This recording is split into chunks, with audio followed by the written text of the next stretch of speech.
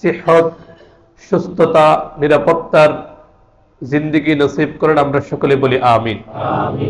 আর যেদিন আমরা দুনিয়া থেকে বিদায় নেব, আল্লাহ যেন আমাদেরকে পাক পবিত্র অবস্থায় ঈমান, ইখলাস, আল্লাহর সন্তুষ্টি অর্জন করে আল্লাহর ডাকে যেন আমরা সাড়া দিতে পারি। আমরা সকলে বলি আমিন।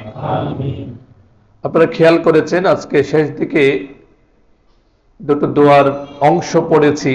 আল্লাহুম্মা ইন্না নাউযু বিকা মিন ফুজাআতিল মাউত। যারা অর্থ জানেন তারা তো জানেন, যারা এই দোয়াগুলো নিয়মিত পড়েন আলহামদুলিল্লাহ। নবীজি সাল্লাল্লাহু আলাইহি ওয়াসাল্লাম খুব পড়তেন এগুলো।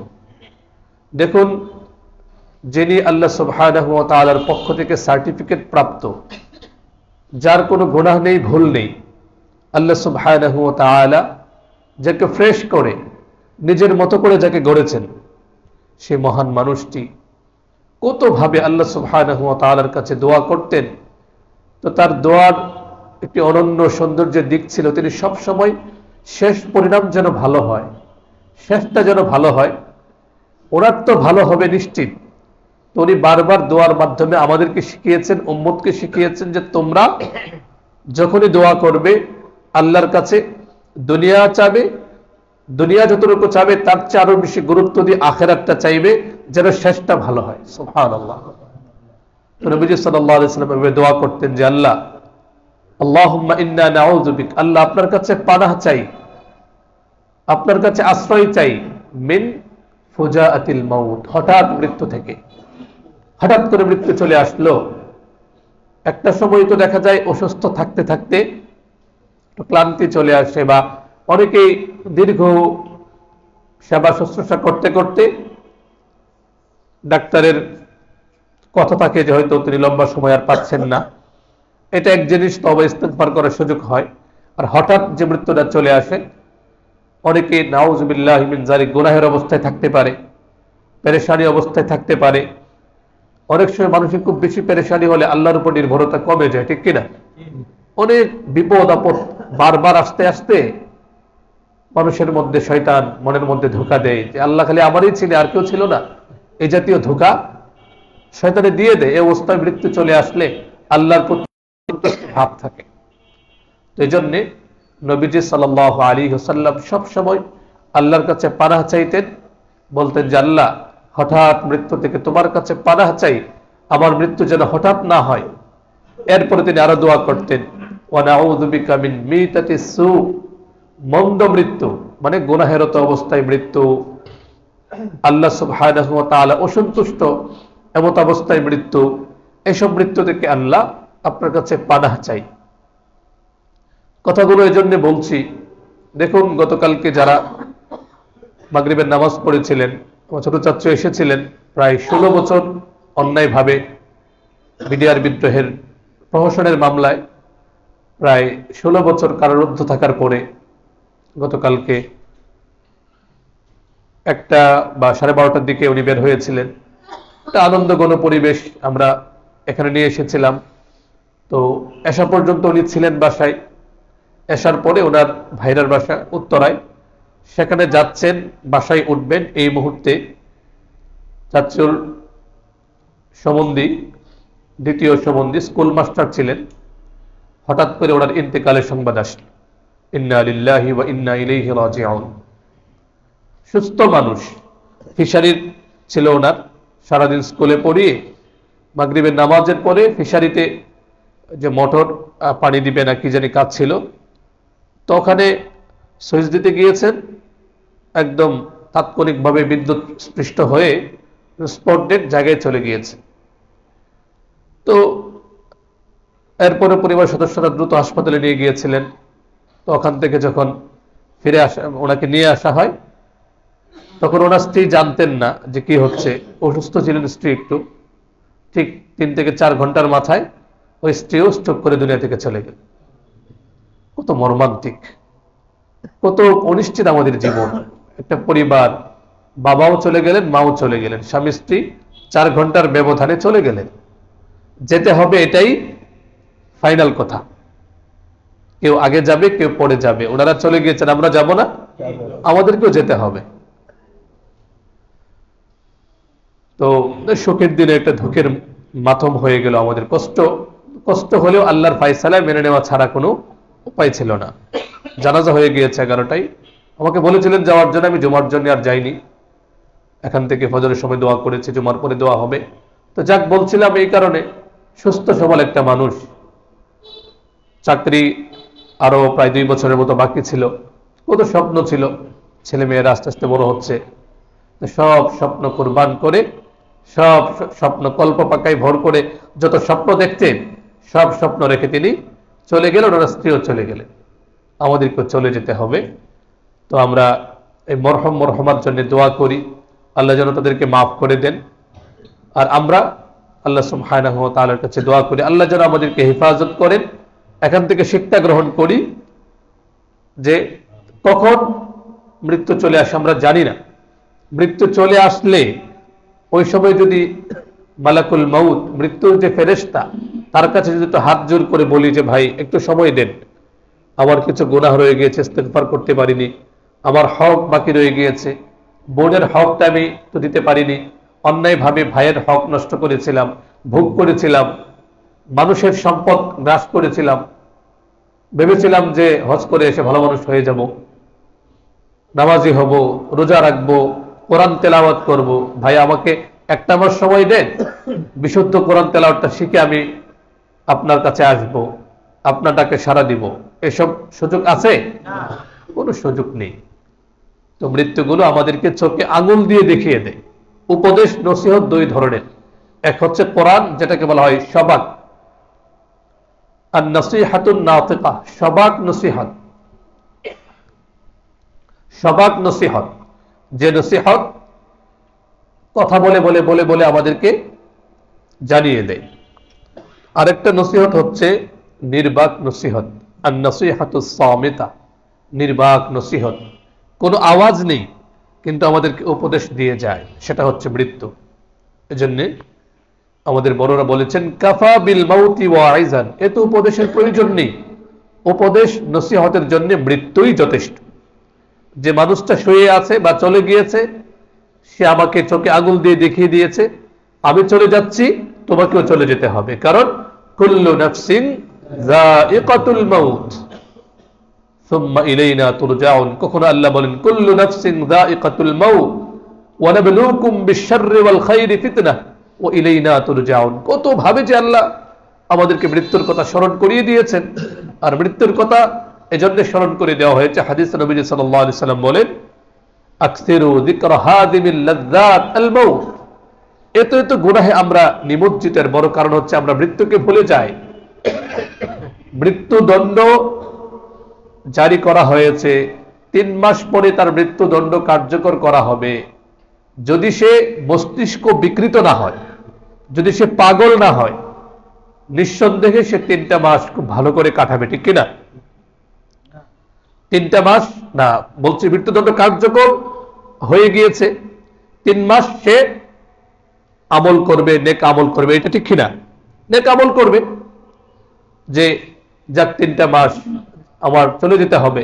তার সামনে প্রত্যেকটা মুহূর্ত একটা আতঙ্ক যে কি জানি হয় আমার মৃত্যু পরবর্তী জীবন, এবং তার মাইন্ডে এটা সবসময় সেট হয়ে থাকবে। তো আমরা যারা বারবার শয়তানের ধোঁকায় পড়ে যাই, আমাদের প্রধান সমস্যা হচ্ছে আমরা মৃত্যুকে ভুলে যাই। এক একটা মৃত্যু বারবার আসে আর আমাদেরকে স্মরণ করিয়ে দেয়। একটা গল্প আমি আপনাদেরকে শোনাই, আগে হয়তো বলেছিলাম। ভারত উপমহাদেশের শ্রেষ্ঠ একজন আলেম ছিলেন মুফতি মোহাম্মদ শফি রাহিমাহুল্লাহ। ওনার 2 ছেলে জগৎ বিখ্যাত আলেম। একজন তো ইন্তেকাল করেছেন, জামিয়া দারুল উলুম করাচি, পাকিস্তানের প্রধান মুফতি ছিলেন মুফতি মোহাম্মদ রফি উসমানী রাহিমাহুল্লাহ। আর আরেক ছেলে আপনারা সবাই চিনেন জানেন, শেখুল ইসলাম মুফতি মোহাম্মদ তাকি উসমানী হাফিজাহুল্লাহ।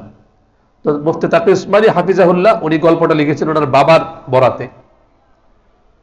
গল্পটা হচ্ছে এমন যে একবার এক ব্যক্তির সঙ্গে প্রাচীন যুগে, সেই বনী ইসরাইলের যুগে, মালাকুল মউতের সঙ্গে এক ব্যক্তি দেখা হলো, কথা হলো। তো ব্যক্তি জিজ্ঞেস করলেন যে ভাই, দুনিয়াতে কাউকে গ্রেফতার করার আগে ওয়ারেন্ট জারি করা হয়, তাকে বলা হয় তুমি সতর্ক থেকো, তোমাকে কিন্তু গ্রেফতার করা হবে, ঠিক কিনা? ওয়ারেন্ট জারি করা হয়। আর তুমি বেচারা সাধারণ মানুষ, তুমি সাধারণ মানুষের কাছে হঠাৎ করে এসে চলে আসো, কোনো ইঙ্গিত দাও না, ওয়ারেন্ট দাও না, এটা কোন ধরনের বিচার তোমার? কাকে বলা হচ্ছে? মালাকুল মউতকে। কে বলছেন? সাধারণ মানুষ। যে দুনিয়াতে কাউকে গ্রেফতার করার আগে ওয়ারেন্ট জারি করা হয়, কত ফর্মালিটিস মেনটেন করে তাকে গ্রেফতার করা হয়। আর তুমি মালাকুল মউত হঠাৎ করে একজনের কাছে এসে তার রূহ নিয়ে চলে যাও, এটা কোন ধরনের বিচার তোমার? স্বাভাবিক একটা প্রশ্ন। তো তখন মালাকুল মউত জবাব দিয়েছিল, আরে দুনিয়ার মানুষ তো একবার ওয়ারেন্ট দেয়, সতর্ক করে, আমি তো তোমাকে বারবার সতর্ক করি। তুমি শৈশব থেকে কৈশোরে পদার্পণ করলে একটা ওয়ারেন্ট, একটা সতর্ক বার্তা, একটা সিগন্যাল যে তোমার সময় ফুরিয়ে যাচ্ছে। আমরা জন্মদিনে খুব আনন্দ করি না? বলি যে নতুন একটা বছর পেয়েছে। আসলে এটা কি আনন্দের বিষয় নাকি কষ্টের বিষয়? যে জীবন থেকে আরেকটা বছর চলে গেল, এটা তো কষ্টের। মালাকুল মউত তখন বললেন, এই যে তুমি জীবনের এক একটা স্তর, শৈশব থেকে কৈশোর, কৈশোর থেকে যৌবন, যৌবন থেকে প্রৌঢ়ত্ব, প্রৌঢ়ত্ব থেকে একেবারে তুমি বার্ধক্যে উপনীত হচ্ছ, তবু তোমার আশা পোড়াচ্ছে না, এটা কোন ধরনের কথা? আমি তো প্রত্যেকটা স্তরে তোমাকে সিগন্যাল দিচ্ছি। কুচকুচে কালো চুল পেকে সাদা হয়ে গেল, আরেকটা সিগন্যাল। তোমার সন্তান হলো, আরেকটা সিগন্যাল। এখানে সন্তানকে বিয়ে শাদী করালে সিগন্যাল। শরীর হঠাৎ করে যে শক্ত শরীর ছিল, দুর্বল হওয়া শুরু করলো। মাইলের পর মাইল হেঁটে যেতে পারতে, এখন তুমি 1 মাইল হাঁটতে পারো না, শরীর শেষ। পায়ে প্রচন্ড ব্যথা, উঠতে পারো না, চলতে পারো না। কতগুলো সিগন্যাল তোমাকে দিলাম। এরপরে তোমার ডানে বামে সামনে পিছনে মসজিদের মাইক থেকে কত এলান হয়, অমুক আর নেই, চলে গিয়েছে। কত ধরনের সিগন্যাল দেই তোমাদেরকে, তোমাদেরকে। এত সিগন্যাল দেওয়ার পরে তুমি বলছো তোমাদেরকে কোনো সিগন্যাল দেই না? শয়তান আমাদেরকে ভুলিয়ে দেয়। আসলে আমরা সতর্ক হই। এই মৃত্যুগুলো আমাদের চোখের সামনে, চোখে আঙুল দিয়ে দেখিয়ে দেয় যে সতর্ক হও, তোমার তো এই অবস্থা এখনো আসেনি। এর আগে তওবা ইস্তেগফার করে নিজেকে পাক পবিত্র করে নাও। তো আমরা তওবা ইস্তেগফার করবো তো ইনশাআল্লাহ। আল্লাহ আমাদের সকলকে তৌফিক দান করুন, বলুন আমিন। মুহতারাম হাজিরিন, আখিরাতের প্রস্তুতি হিসেবে আমরা অনেক কথাই শুনি। বিগত 3 জুমা আমরা আলোচনা শুনছি যে কোরআন মাজিদের সঙ্গে আমাদের সম্পর্কের ধরন কেমন হবে। আমরা শুনেছিলাম কোরআনের ভাষায় কোরআনের পরিচয়, কোরআনের সংক্ষিপ্ত আলোচনা। বিগত জুমায় আমরা শুনেছিলাম যে কোরআন যদি আমরা হৃদয় দিয়ে আঁকড়ে ধরি, কোরআনের সঙ্গে যদি আমরা সম্পর্ক গড়ে তুলি, তাহলে আমাদের কি লাভ হবে। আমরা কোরআনের ভাষায় 5টা পুরস্কারের কথা শুনেছিলাম, মনে আছে তো? 5টা পুরস্কারের কথা আমরা বিগত জুমায় শুনেছিলাম। খুব সংক্ষেপে একটু মনে করিয়ে দিই। যারা কোরআনকে আঁকড়ে ধরবে, কোরআনের সঙ্গে যাদের গভীর একটা সম্পর্ক তৈরি হবে, কেবলই তিলাওয়াত না। তিলাওয়াত মাশাআল্লাহ আল্লাহর সঙ্গে সম্পর্কের একটা সূচনা, একটা ইবতিদা, আরম্ভ হওয়া, আল্লাহর সাথে সম্পর্কের ভালোবাসার একটা সম্পর্ক সূচনা মাত্র। কোরআনকে তিলাওয়াত করা, কোরআনের অর্থ অনুধাবনের চেষ্টা করা, কোরআন আমাকে কি বলতে চায় বাস্তব জীবনে সেটাকে বাস্তবায়ন করা, কোরআনের সমাজ গঠন করার চেষ্টা করা। কথাগুলো এই জন্য বলছি, একটা হচ্ছে সিংহভাগ মানুষ তেলাওয়াতই করে না, বিশুদ্ধ তেলাওয়াত জানেই না। বড় কষ্টে বলতে হয়, আমরা গর্ব করে বলি যে 90% মুসলমানের দেশ, অথচ দেখা যাবে 80% কোরআনই তেলাওয়াত করতে পারে না। এটা বাস্তব কিনা? কত মানুষ জীবনের কতগুলো বসন্ত পার করে আসে, 80% মানুষ হয়তো কোরআন তেলাওয়াত করতেই পারে না, কোরআনের সঙ্গে কোনো সম্পর্কই নেই। নাউযুবিল্লাহি মিন যালিক। কালিমাটা বিশুদ্ধ করে পড়তে পারে না, নবীজির নাম জানে না।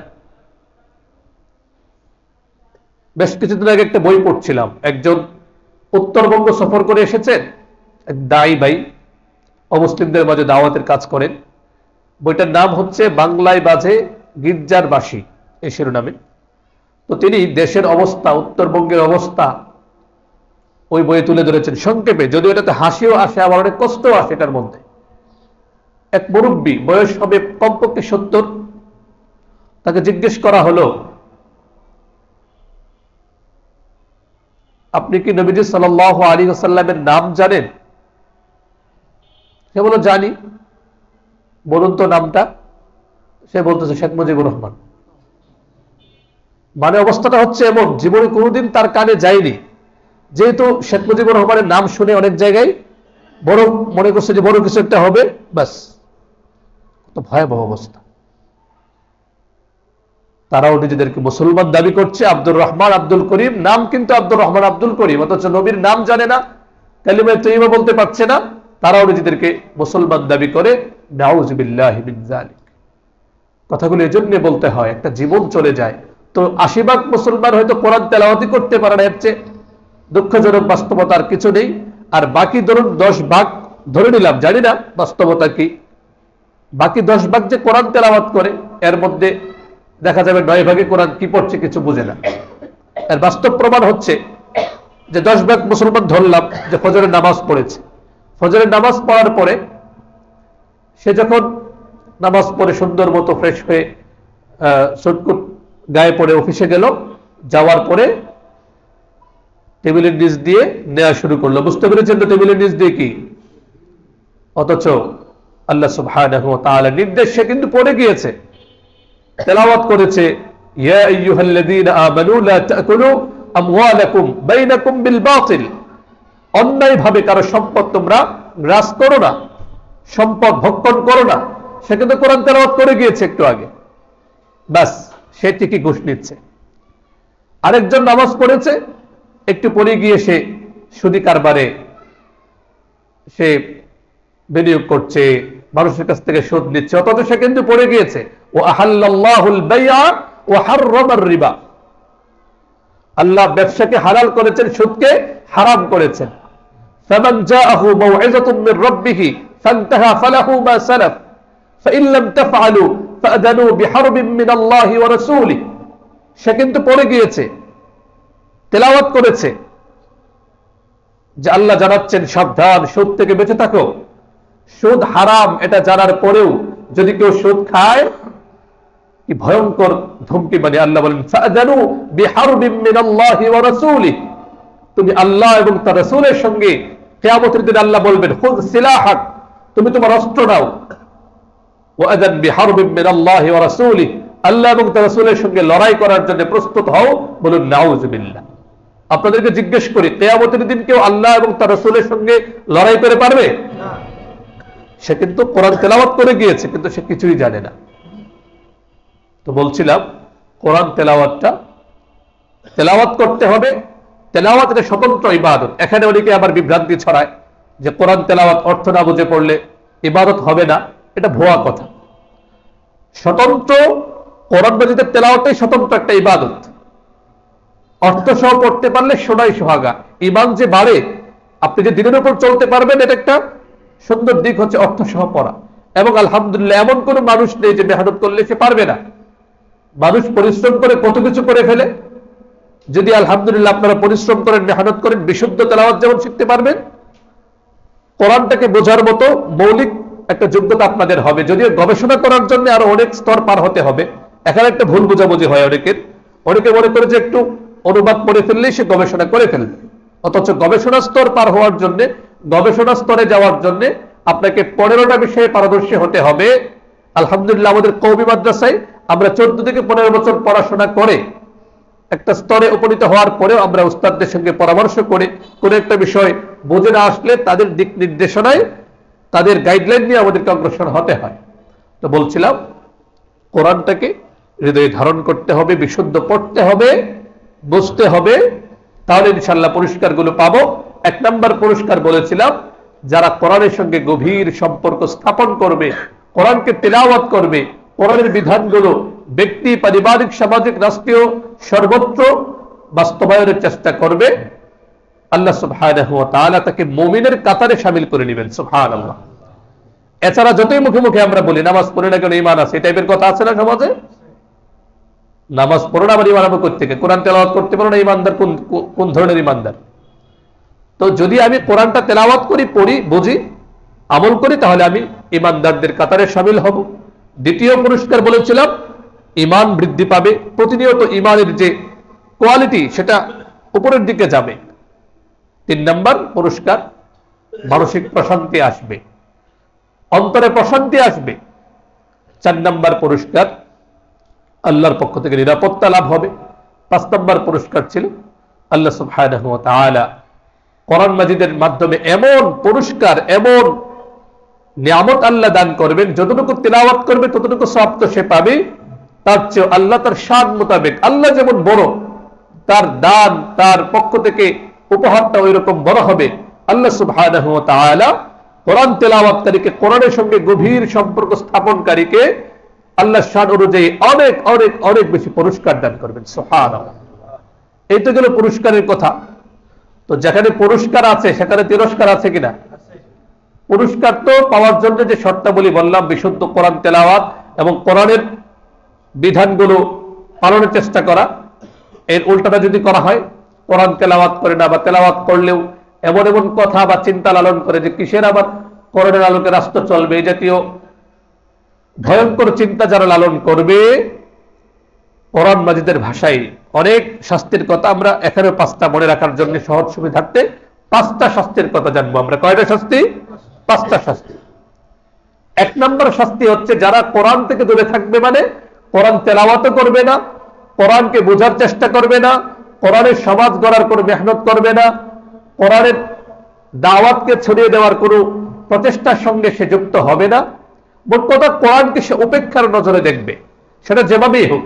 গত জুমায় বলেছিলাম, আমাদের কোরআনের প্রতি একটা উপেক্ষার একটা ঘৃণ্য চিত্র হচ্ছে সন্তানদেরকে আচরণের মাধ্যমে কোরআনের প্রতি একটা বীতশ্রদ্ধ, কোরআনের প্রতি একটা মূল্যহীন মানসিকতা তৈরি করা। এর বাস্তব প্রমাণ, এটা বলতে কষ্ট হয়, আপনারা সবাই জানেন। আমরা আমাদের আচরণের মাধ্যমে সন্তানদের অন্তরে কোরআনের প্রতি একটা মূল্যহীন, কোরআন যে একটা মূল্যহীন জিনিস এমনটা বুঝিয়ে দিই ওদেরকে, মুখে যতই বলি না কেন। যদি এমনটা না হতো, সমাজের মধ্যে সন্তানদেরকে কোরআন পড়ানোর জন্য একটা প্রতিযোগিতা, এবং যারা পড়াচ্ছেন তাদেরকে সম্মান প্রদর্শনের তারা চেষ্টা করত। সম্মান তো প্রদর্শন করার প্রশ্নই আসে না, উল্টা আরো এমন কথাবার্তা বলে যেগুলো একজন ব্যক্তির ভিতরের নিচু মানসিকতার বহিঃপ্রকাশ। একজনে সেদিন বলল যে হুজুরদের টাকায় তো অনেক বরকত, এজন্য অল্প টাকা দেওয়া হয়। তো আমি মজা করে বললাম যে ঠিক আছে। সে আগে একদিন কথা প্রসঙ্গে বলেছিল তার ছেলে 70,000 টাকা বেতনে চাকরি করে। তাই মজা করে বললাম যে ঠিক আছে, আমরা তো অল্প টাকা বেতন পাই, 20,000 টাকা বেতন, তো আপনার কি বরকতের প্রয়োজন না? আপনার তো বরকতের দরকার আছে। তো আপনার ছেলে 70,000 টাকা যেটাকে বরকতহীন মনে করছে, এটা আমাকে দেন, আর আমার বরকতপূর্ণ টাকা 20,000 টাকা আপনি নিয়ে যান। তো হুজুর মজা করেন, আপনি তো পরে, আমি বলি আপনি তো বেশি মজা করছেন, আপনি কি বাস্তবিক করতেই বরকতের কথা বলছেন? এজন্য কথাটা বললাম যে ওনার মতো একটা মানুষ যার সঙ্গে কথা হচ্ছে, তার নাতিকে পড়াবে, আমার কাছে এসেছে। তো আমি বললাম আমাদের মুয়াজ্জিন সাহেব আছেন, খাদেম সাহেব আছেন, তাদের কাছে পড়ান। তো ঠিক আছে, পড়াবো। পরের দিন এসে আমার কাছে বিচার নিয়ে আসছে কি, যে হুজুর 500 টাকা চাইছে আমার কাছে। বলুন নাউজুবিল্লাহ। কোন পর্যায়ে নিচু মানসিকতা হলে একটা মানুষ আমার কাছে বিচার নিয়ে যায় যে হুজুর আপনি তো পাঠালেন মুয়াজ্জিন সাহেবের কাছে, খাদেম সাহেবের কাছে, কিভাবে 500 টাকা এক মাসে চাইলো আমার কাছে?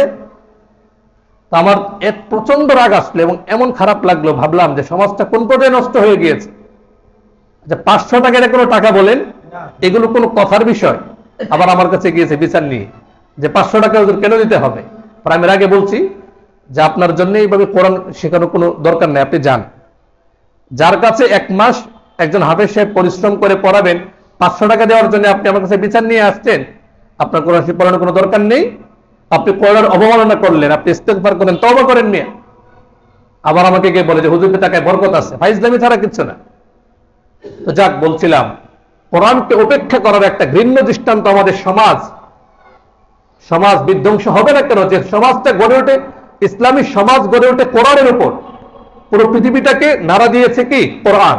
যে কোরআনের স্পর্শ ছাড়া মানব জনম অর্থহীন, যে কোরআন ছাড়া মানুষের কোনো জীবন হতে পারে না, যে কোরআনের স্পর্শ ছাড়া আজকে ইউরোপ আমেরিকার অনেকগুলো দেশ মনুষ্যত্বের স্তর থেকে একেবারে পশুত্বের স্তর ছাড়িয়ে আরো নিচে চলে গিয়েছে, নাউজুবিল্লাহ।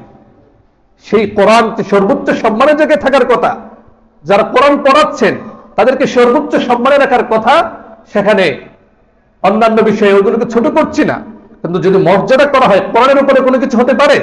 কোনো কিছু হতে পারে না। অথচ আচরণের মাধ্যমে ফিজিক্স পড়াচ্ছে, কেমিস্ট্রি পড়াচ্ছে, বায়োলজি পড়াচ্ছে, এগুলোর মধ্যে একজন এসে আমাকে বলতেছে যে হুজুর এগুলো আমাদের কাছে আসে, যে সপ্তাহে মাত্র 3 দিন পড়ায়, তাকে 5,000 টাকা দিই। সে গর্ব করে বলতেছে, আল্লাহ সেই বান্দা 500 টাকার জন্য আমার কাছে অভিযোগ নিয়ে গেছে। বলুন নাউজুবিল্লাহ, কোন পর্যায়ে গিয়েছে আমাদের সমাজ? কষ্ট হয়। এটা একটা কোরআনের প্রতি উপেক্ষা করা, আল্লাহর কাছে জবাবদিহিতার কাতারে দাঁড়াতে হবে যে তোমার কাছে আমার কালাম দুর্বল হয়ে গেল, মূল্যহীন হয়ে গেল, যে কালাম তোমাকে দুনিয়াতে উপকৃত করবে। আপনি বিশ্বাস করুন, আল্লাহর কালামটাকে আপনি সম্মান করুন, ইনশাআল্লাহ আপনার কালামের গভীর শিক্ষা আপনি সন্তানকে দিন, এই সন্তান আপনাকে ইনশাআল্লাহুল আজিজ আপনাকে ওল্ড হোমে পাঠাবে না। আর হাজার হাজার দৃষ্টান্ত আছে। আমাদের উলামায়ে কেরাম আলহামদুলিল্লাহ অল্প কয়টা টাকা বেতন পান, পরিবার পরিজন নিয়ে সবার সঙ্গে মিলেমিশে তারা আছেন। আর লক্ষ লক্ষ টাকা বেতন পেয়েও পিতা মাতাকে রাখতে পারে না কেন? কোরআনের আলো নূর তাদের মধ্যে নেই, থাকলে এমনটা করতো না। সন্তানদেরকে কোরআন শিখান, আচরণের মাধ্যমে উপেক্ষা করবেন না। মুনাফিক এটা চূড়ান্ত পর্যায়ের মুনাফিকি, মুখে বলা হ্যাঁ কোরআন খুব প্রয়োজনীয়, কোরআন খুব দরকার, আর সন্তানদেরকে যখন কোরআন পড়ানো হবে ওই সময় দুনিয়ার যত ছোট লোকই নিচু মানসিকতার পরিচয় দেয়া আচরণের মাধ্যমে। আল্লাহ আমাদের এই নিচু মানসিকতা দূর করে উন্নত মানসিকতা লালন করে আমরা যেন কোরআন দিতে পারি, আল্লাহ তৌফিক দান করুন, বলুন আমিন। তো বলছিলাম, যারা কোরআনকে উপেক্ষা করবে, কোরআন থেকে যারা দূরে থাকবে, কোরআনের ভাষায় 5টা শাস্তি। 1 নম্বর শাস্তি হচ্ছে কোরআনকে অবজ্ঞা করা, অবহেলা করা, উপেক্ষা করা। সরাসরি বা আচরণের মাধ্যমে বা নিজের কাজের মাধ্যমে যারা কোরআনকে উপেক্ষা করবে, অবহেলা করবে, অবমূল্যায়ন করবে, কোরআন যারা এটা সুস্পষ্ট পথভ্রষ্টতা এবং জাহান্নামে যাওয়ার কারণ। বলুন নাউজুবিল্লাহ। বলবেন দলিল কি হুজুর? স্পষ্ট দলিল। কারণ কোরআন এটা কার আদেশ? সকলকে বলতে হবে কার আদেশ? আল্লাহর আদেশ। কোন বানোয়াট কথা নয়। আপনি অনেকগুলো আয়াত পাবেন, কোরআনটা খুলে দেখুন, বারবার আপনি পাবেন। কোরআনুল কারীমের 29 নম্বর সূরা সূরাতুল আনকাবুত 45 নম্বর আয়াত, 21 নম্বর পারার প্রথম শব্দটা হচ্ছে উতলু মা উহিয়া ইলাইক মিনাল কিতাব। নবী আপনি তেলাওয়াত করুন আপনার কাছে যে কিতাব আমি পাঠিয়েছি, বা ওহী মারফত যে কিতাব এসেছে সে কিতাবের তেলাওয়াত করুন। কে আদেশ করছেন? কাকে আদেশ করছেন? তার মাধ্যমে উম্মতকে। আপনি কোরআন খুলে দেখুন, আজকে অনেকে সূরাতুল কাহফ পড়েছেন, 18 নম্বর সূরা সূরাতুল কাহফের 27 নম্বর আয়াত, এখানেও একই মজমুন এবং শব্দ কাছাকাছি। ওয়াতলু মা উহিয়া ইলাইকা মিন কিতাবি রাব্বিক, আপনার প্রতিপালকের পক্ষ থেকে ওহী মারফত যে কিতাব এসেছে সে কিতাব আপনি তেলাওয়াত করুন। এমনিভাবে কোরআনুল কারীমের 27 নম্বর সূরা সূরাতু আন-নামল আয়াত নাম্বার 91-92 আল্লাহ সুবহানাহু ওয়া তাআলা তার হাবিব সাল্লাল্লাহু আলাইহি ওয়াসাল্লামের মাধ্যমে জানাচ্ছেন, নবীজি আপনি বলুন ওয়া উমিরতু আন আকুনা মিনাল মুসলিমিন ওয়া আন আতলুয়াল কুরআন। নবী আপনি বলুন আমাকে আদেশ করা হয়েছে। কে আদেশ করছেন? আল্লাহ। আমাকে আদেশ করা হয়েছে আমি যেন আত্মসমর্পণকারী একনিষ্ঠ মুসলিমদের অন্তর্ভুক্ত হই, এবং আমাকে আরো আদেশ করা হয়েছে ওয়া আন আতলুয়াল কুরআন, আমি যেন কোরআন তেলাওয়াত করি। সুবহানাল্লাহ। তো 3টা আয়াতের আলোকে আমরা স্পষ্ট জানলাম কোরআন তেলাওয়াত কার আদেশ? সকলকে বলতে হবে কার আদেশ? আল্লাহর আদেশ। এবার দেখুন নবী সাল্লাল্লাহু আলাইহি ওয়াসাল্লামের স্পষ্ট আদেশ। সহিহ মুসলিম শরীফের 1759 নম্বর হাদিস, সাহাবী আবু উমামা বাহিল রাদিয়াল্লাহু আনহু বলেন, নবীজি সাল্লাল্লাহু আলাইহি ওয়াসাল্লাম ইরশাদ করেন, ইকরাউল কুরআন, আমার উম্মত কোরআন পড়ো, তেলাওয়াত করো। কার আদেশ? নবীজি সাল্লাল্লাহু আলাইহি ওয়াসাল্লামের আদেশ। আগে বলেছি আল্লাহর আদেশ, এখানে হাদিসে নবীজি সাল্লাল্লাহু আলাইহি ওয়াসাল্লাম বলেন ইকরাউল কুরআন, কোরআন পড়ো, কারণ ফাইন্নাহু ইয়াতি ইয়াউমাল কিয়ামাতি শাফিআন লিআসহাবিহি, যে কোরআনকে তোমার আচরণের মাধ্যমে মূল্যায়ন করছো না, অবজ্ঞা করছো, এই কোরআন কিয়ামতের দিন সবাই তোমাকে ভুলে গেলেও কোরআন তোমাকে সুপারিশ করে আল্লাহর জান্নাতে পৌঁছে দিবে। সুবহানাল্লাহ। তো আয়াত হাদিসের আলোকে স্পষ্ট কোরআন তেলাওয়াত করা, কোরআনকে পড়া, কোরআনকে জানা, কোরআনের আলোকে সমাজ ব্যবস্থা বিনির্মাণে অংশগ্রহণ করা আল্লাহ এবং তার রাসূলের আদেশ। আদেশটা কার? অর্ডার ইজ অর্ডার, আল্লাহর আদেশ।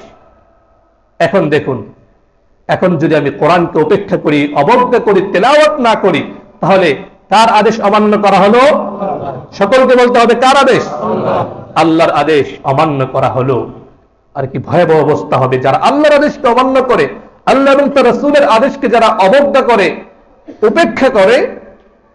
আল্লাহ সুবহানাহু ওয়া তাআলা তাদের জন্য প্রথমে বলেছেন তারা সুস্পষ্ট বিভ্রান্তি, সুস্পষ্ট গুমরাহির মধ্যে আছে। বলুন নাউজুবিল্লাহ।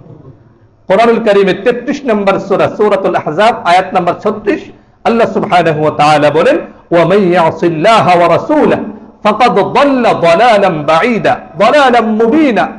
কখনো বলেছেন দালালাম বাঈদা, কখনো বলেছেন দালালাম মুবিনা।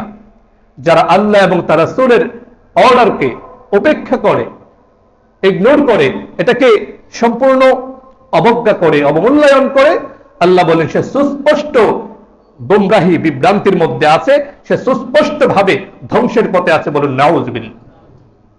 আর সূরাতুল নিসা, কোরআন কারীমের 4th সূরা সূরাতুন নিসা 14 নম্বর আয়াতে আল্লাহ বলেন, ওয়া মান ইয়াসিল্লাহা ওয়া রাসূলাহু, ওয়া মান ইয়াসিল্লাহা ওয়া রাসূলাহু, যে আল্লাহ এবং তার রাসূলের অবাধ্যতা করলো, আল্লাহ এবং তার রাসূলের অর্ডারকে অবমূল্যায়ন করলো, কোন মূল্যায়ন করলো না, আল্লাহ বলেন ইউদখিলহু নারান খালিদান ফিহা, আল্লাহ তাদেরকে এমন ভয়াল জাহান্নামে প্রবেশ করাবেন যে জাহান্নামে তাদেরকে চিরকাল থাকতে হবে। বলুন নাউজুবিল্লাহ। ওয়া লাহু আযাবুম মুহিন। এগুলো যেন আমাদের অন্তরে এগুলো বসানোর চেষ্টা করি। এই কথাগুলো কার কথা? আল্লাহর কথা। যালিকাল কিতাব লা রাইবা ফি, there is no doubt in this book. কোনো সন্দেহ নেই। আমরা সবাই বিশ্বাস করি, কিন্তু কাজে তো দেখা যায় না। নিজেও কোরআন পড়ি না, সন্তানদেরকে কোরআন পড়াই না। আমরা ঘরে তুলছি, কোরআনের আওয়াজ, তেলাওয়াতের আওয়াজ শোনা যায় না, কষ্ট লাগে। অথচ একটা সময় ছিল, এখানে যারা মুরব্বী আছেন তারা দেখেছেন, আমরাও দেখেছি, ছোট সময়ে ফজরের নামাজের পরে প্রত্যেকটা ঘর থেকে মা বোনদের কোরআন তেলাওয়াতের আওয়াজ শোনা যেত। মুরব্বীদের কোরআন তেলাওয়াতের সুমধুর আওয়াজে হৃদয় জুড়িয়ে যেত, ঠিক কিনা? আর এখন তো শীত, গরমের সময় দেখা যায় ফ্যানের আওয়াজে আশপাশ দিয়ে যাওয়া যায় না, মানে ঘুমাচ্ছে, ফজরের নামাজও পড়ে নাই। আল্লাহ হেফাজত করুন। বলুন আমিন। তো বলছিলাম, যারা কোরআনের থেকে দূরে থাকবে, 1 নম্বর শাস্তি সুস্পষ্ট পথভ্রষ্টতা এবং জাহান্নামে প্রবেশ। 2 নম্বর শাস্তি যারা কোরআনকে উপেক্ষা করবে, কোরআন পড়বে না, কিয়ামতের দিন রাহমাতুল লিল আলামিন, যিনি উম্মতের জন্য, উম্মতকে না নিয়ে যিনি জান্নাতে যাবেন না, সেই রাসূলুল্লাহ সাল্লাল্লাহু আলাইহি ওয়াসাল্লাম কোরআনকে উপেক্ষা করে, কোরআনকে যারা অবজ্ঞা করে, তেলাওয়াত করে না, নিজেও পড়ে না, সন্তানদেরকেও পড়ায় না, কোরআনের আলোকে সমাজ গড়ার চেষ্টা করে না, তাদের বিরুদ্ধে রাহমাতুল লিল আলামিন, দয়ার সাগর, মায়ার সাগর নবীজি সাল্লাল্লাহু আলাইহি ওয়াসাল্লাম তাদের বিরুদ্ধে দাঁড়িয়ে যাবেন এবং আল্লাহর কাছে অভিযোগ দায়ের করবেন। নবীজি সাল্লাল্লাহু আলাইহি ওয়াসাল্লাম বাদী হয়ে কোরআনকে উপেক্ষাকারীদের বিরুদ্ধে তিনি মামলা করবেন। বলুন নাউজুবিল্লাহ। কোনো বানোয়াট কথা নয়, কোরআনের কথা। কোরআনুল কারীমের 25 নম্বর রাসূল, ইয়া রাব ইন্না কওমি ইত্তাখাযু হাযাল কুরআন মাহজুরা। রাসূল বলবেন, হে আমার রব, আমার উম্মতের মাঝে এত কষ্ট করে আমার গায়ে রক্ত ঝরিয়ে আমি কোরআনকে রেখে এসেছিলাম, এরা কোরআন পড়েনি, কোরআনকে অবজ্ঞা ভরে পিছনে ফেলে দিয়েছে, অবজ্ঞা করেছে। আল্লাহ আপনি এদের ফায়সালা করুন। বলুন নাউজুবিল্লাহ। নবীজি সাল্লাল্লাহু আলাইহি ওয়াসাল্লাম যদি বিরুদ্ধে দাঁড়িয়ে যান, উপায় থাকবে? কোন উপায় থাকবে না। 3 নম্বর ভয়াল শাস্তি হচ্ছে যারা কোরআন থেকে দূরে থাকবে। কোরআনের ভাষায় জীবন সংকটপূর্ণ হবে, জীবন সমস্যা ভরে যাবে। দলিল কি? কোরআন মাজিদের 20 নম্বর সূরা সূরাতুত তাহা আয়াত নম্বর 124, আয়াতটা আমরা বারবার শুনি। আল্লাহ সুবহানাহু ওয়া তাআলা বলেন, ওয়া মান আ'রাদা আন যিকরি ফাইন্না লাহু মাঈশাতান দানকা। যে ব্যক্তি আমার জিকির অর্থাৎ কোরআন থেকে অবজ্ঞা বলে দূরে থাকবে, কোরআনকে মূল্যহীন ভাববে, থেকে নিজেকে দূরে সরিয়ে রাখবে, আল্লাহ বলেন তার জীবন হবে খুবই পেরেশানিপূর্ণ, সংকটময়। মাঈশাতান দানকান আই ফিদ দুনিয়া ফালা তামানিনাতা লাহু ওয়া লান শিরাহা ফি সাদরি, মানে তার জীবনে কোনো মানসিক প্রশান্তি থাকবে না, কোনো মনের মধ্যে কোনো শান্তি থাকবে না, একটার পর একটা পেরেশানি থাকবে। সুফিয়ান সাউরী রাহিমাহুল্লাহ তিনি আরো ভয়ঙ্কর ব্যাখ্যা দিয়েছেন। তিনি বলেন, ইদাইয়াকু আলাইহি কবরুহু হাত্তা তাখতালিফ আদলাউহু যারা কোরআনকে উপেক্ষা করে, কোরআন পড়ে না, তাদেরকে কবরে রাখার সঙ্গে সঙ্গে কবরের মাটি এমন ভাবে চাপ দিবে যে তাদের হাড়গুলো একটা আরেকটার মধ্যে ঢুকে যাবে। বলুন নাউজুবিল্লাহ। আল্লাহ হেফাজত করুন আমাদেরকে। 4 নাম্বার শাস্তি হচ্ছে, যারা কোরআন থেকে দূরে থাকবে, শয়তান তাদের সঙ্গে হয়ে যাবে, সে হারাম থেকে বাঁচতে পারবে না, শয়তান তাকে হারামে লিপ্ত করবে। দলিল কোরআনুল কারীমের 43 নম্বর সূরা সূরাতুজ যুখরুফ আয়াত নম্বর 36, আল্লাহ বলেন, ওয়া মান ইয়াশু আন যিকরির রহমান নুকাইয়িদ লাহু শাইতানান ফাহুয়া লাহু করিন। যে কোরআন থেকে দূরে থাকবে, কোরআনের নির্দেশনা মানবে না, পড়বে না, আল্লাহ বলেন তার শাস্তি স্বরূপ একটা শয়তান তার সঙ্গে আমি নিযুক্ত করে দিব, যে শয়তান ওয়া ইন্নাহুম লা ইয়াসুদ্দুনাহুম আনিস সাবিল, সঠিক পথ থেকে ফিরিয়ে সে জানবে সুদ খাওয়া হারাম, এরপরে সে সুদ খাবে। সে জানবে ঘুষ খাওয়া হারাম, এরপরে সে ঘুষ খাবে। সে বোনের সম্পদ আত্মসাৎ করবে, কারণ শয়তান তার সঙ্গী হয়ে যাবে। সর্বশেষ শাস্তি মনে রাখুন, যারা কোরআন থেকে দূরে থাকবে, কিয়ামতের দিন আল্লাহ সুবহানাহু ওয়া তাআলা কোরআনকে উপেক্ষাকারীদেরকে, কোরআন থেকে দূরে যে থাকবে এমন ব্যক্তিকে অন্ধ করে কিয়ামতের দিন উঠাবেন। বলুন নাউজুবিল্লাহ। সূরাতুত তাহার 124 নম্বর আয়াতে আল্লাহ বলেন, ওয়া নাহশুরুহু ইয়াওমাল কিয়ামাতি আ'মা। যারা কোরআনকে উপেক্ষা করে, কিয়ামতের দিন আমি ওদেরকে অন্ধ করে উঠাবো। ব্যক্তি, ওই অন্ধ ব্যক্তি তখন আফসোস করে বলবে, ইয়া রব, ক্বালা ইয়া রাব্বি লিমা হাশারতানি আ'মা ওয়া ক্বাদ কুনতু বাসীরা। আল্লাহ কেন অন্ধ করে উঠালেন? কিছুই তো দেখতে পাচ্ছি না। দুনিয়াতে তো সব দেখতাম, সব তো আমি দেখতাম। আল্লাহ সুবহানাহু ওয়া তাআলা তখন বলবেন, কাযালিকা আতাতকা আয়াতুনা ফানাসিতাহা। তোমার কাছে আমার আয়াতগুলো, কোরআনের কথাগুলো বারবার পৌঁছানোর পরেও তুমি নিজেও কোরআন পড়তে না, কোরআন বুঝতে না, কোরআনের সমাজ গড়ার মেহনত তুমি করতে না। কাযালিকা আতাতকা আয়াতুনা ফানাসিতাহা ওয়া কাযালিকাল ইয়াওমা তুনসা। দুনিয়াতে যেমন তুমি আমার কোরআনকে অবজ্ঞা করেছিলে, অবহেলা করে ভুলে রয়েছিলে, আজকে তোমাকে ভুলে গিয়েছি, সেজন্য তোমার শাস্তি শুরু হয়ে গিয়েছে। তোমার চোখ অন্ধ করে আমি তোমাকে জাহান্নামে পাঠিয়ে দিব। বলুন নাউজুবিল্লাহ। ভাইরা আমার, আল্লাহ সুবহানাহু ওয়া তাআলা আমাকে এবং যারা শুনেছেন সকলকে কোরআনকে উপেক্ষা করার মতো ভয়াবহ শাস্তি থেকে আল্লাহ আমাদের সকলকে হেফাজত করেন। বলুন আমিন। যে কথাগুলো বলেছি প্রত্যেকটা কোরআনে কারীমের আয়াতের সরল অনুবাদ, ব্যাখ্যার প্রয়োজন নেই। যেন আল্লাহ সুবহানাহু ওয়া তাআলা আমাদের অন্তরে একটু ভয় দেন। এত কিছু বলার পরেও আমাদেরকে ভাইরা কেন জানি কোরআনটা পড়তে চান না। আর কোরআন যদি আমরা না বুঝে পড়ি, নামাজ হবে না। কোরআনটা যদি বিশুদ্ধ না পড়ি, ভুল বললাম, কোরআনটা যদি আমি বিশুদ্ধ না পড়ি, না বুঝে পড়লে নামাজ তো হয়ে যাবে, কিন্তু বিশুদ্ধ না পড়লে নামাজ হবে? অনেকের হয়তো সূরা ফাতিহা শুদ্ধ না। কতবার আমাদের মুয়াজ্জিন সাহেব, আদেম সাহেবরা আপনাদেরকে ডাকছেন, আমরা ডাকছি আসুন বিশুদ্ধ কোরআনটা পড়ি।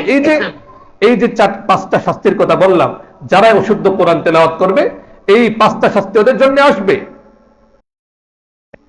একটা বাক্য যদি ভুল বলি মানুষ হাসে, অথচ অনেক পড়াশোনা করার পরে, পিএইচডি ডিগ্রি নেওয়ার পরে সূরা ফাতিহা শুদ্ধ পড়তে পারে, এর চেয়ে হাস্য করার কি হতে পারে? আল্লাহ সুবহানাহু ওয়া তাআলা আমাদের অন্তরের মালিক। আল্লাহ আমাদের অন্তরে বুঝ দান করুন। বলুন আমিন। আমাদেরকে এই 5টা শাস্তি সহ সব ধরনের ভয়াল শাস্তি থেকে আল্লাহ হেফাজত করুন। বলুন আমিন। ওয়া আখিরু দাওয়ানা আলহামদুলিল্লাহি রাব্বিল আলামিন। সুন্নাত পড়া হয়নি, আমরা সুন্নাতটা পড়ি।